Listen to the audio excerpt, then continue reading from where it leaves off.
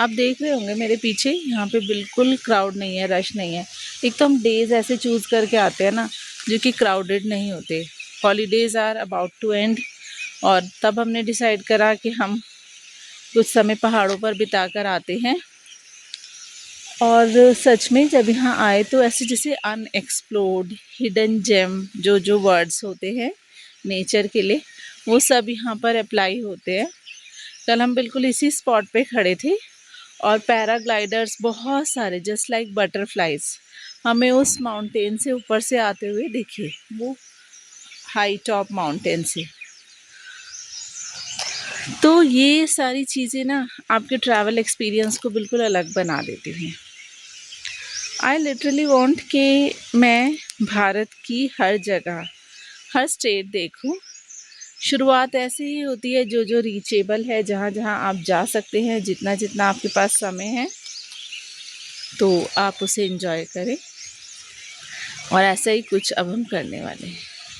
ये जो आप बैकग्राउंड में चिड़ियों की और पक्षियों की और झरनों की आवाज़ सुन रहे हैं ना, इसी से आप अंदाज़ा लगा सकते हैं कि प्लेस कितना अच्छा रहा होगा। ऐसे रास्तों पर चलना दिल्ली वालों के लिए एक लग्जरी है।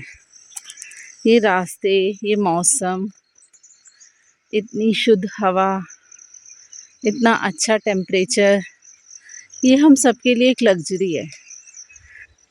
ये लग्जरी पता नहीं फ्यूचर में हम सबको मिले ना मिले, हमारे बच्चों को मिले ना मिले। तो आज ही इस लग्जरी को जितना एक्सप्लोर कर सकते हो ज़रूर करो।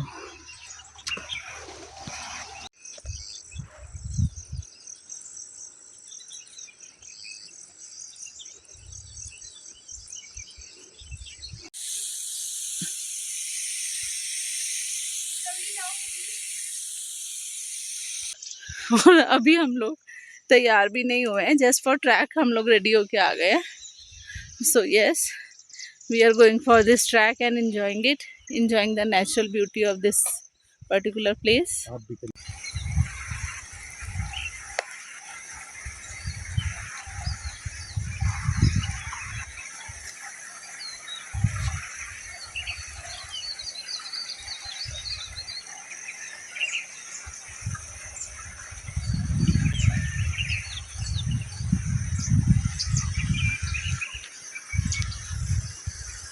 और ट्रैक से वापस आने के बाद हमारी नेक्स्ट डेस्टिनेशन थी श्री मुकुटनाथ मंदिर, जो कि ऑन द वे था।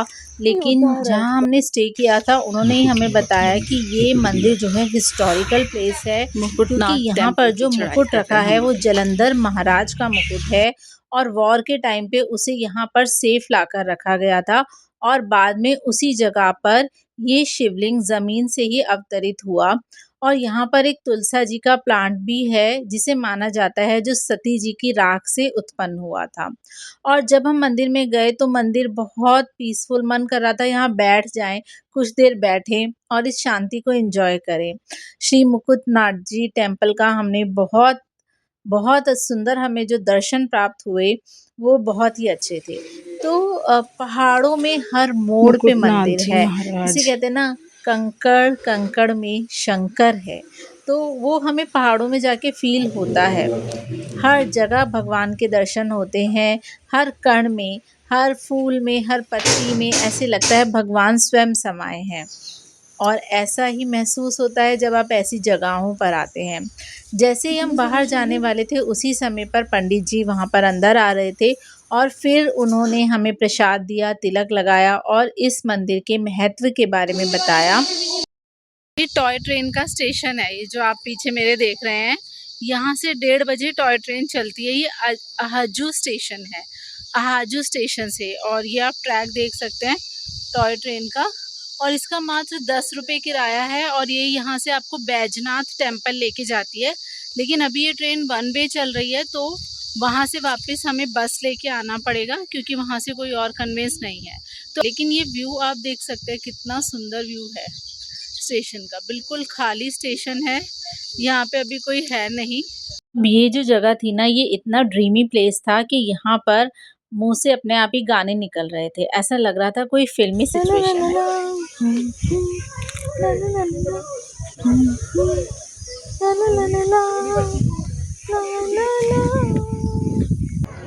टॉय ट्रेन का इंतज़ार हर कोई ऐसे कर रहा था जैसे हम बचपन में ट्रेन के आने का इंतज़ार कर रहे थे ना। रही है और सब इसकी वेट में खड़े हैं, हम भी वेट में खड़े हैं and we are going to catch this. So yes, ये टॉय ट्रेन। कभी कभी बच्चा बनने में भी मज़ा आता है। ऐसी जगहों पे जाओ, रेलवे स्टेशन पे जाओ तो बचपन की यादें, जब हम नानी के घर जाते थे या कहीं और जाते थे ट्रेन से, वो सारी यादें ताज़ा हो जाती हैं। और आज भी इस स्टेशन पर जितने भी बड़े लोग थे ना, वो सब बच्चों की तरह ही उस ट्रेन का इंतज़ार कर रहे थे। और जब वो ट्रेन आई तो सब उतने ही खुश हुए जैसे हम बचपन में खुश होते थे। हाँ, शुरुआत में स्टेशन खाली था बट एंड होते होते यहाँ बहुत भीड़ हो गई थी।